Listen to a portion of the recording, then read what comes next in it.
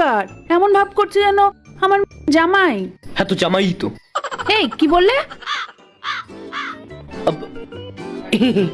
না মানে আমি কইতাছিলাম যে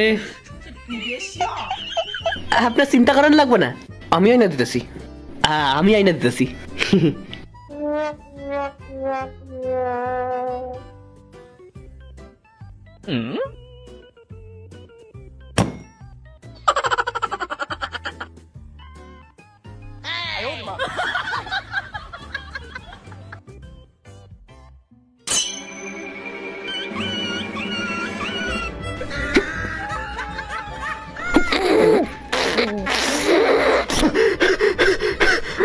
ওরে বাবা, কি বাড়ি রে, কি ইট বাড়ি বাড়ি নিয়েছে নাকি এর মধ্যে?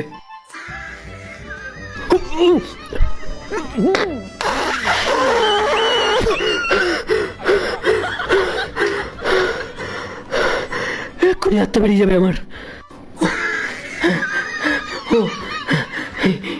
এটা আছে আর আমি টানছি।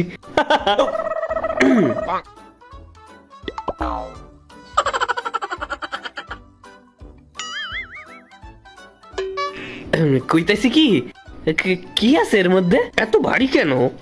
কি আছে মানে কি, সব আমার প্রয়োজনীয় জিনিস। ও আচ্ছা, তাহলে আমি এখন আসি। এই কোথায় যাচ্ছ? এদিকে আসো, আমার পাটা একটু টিপে দাও।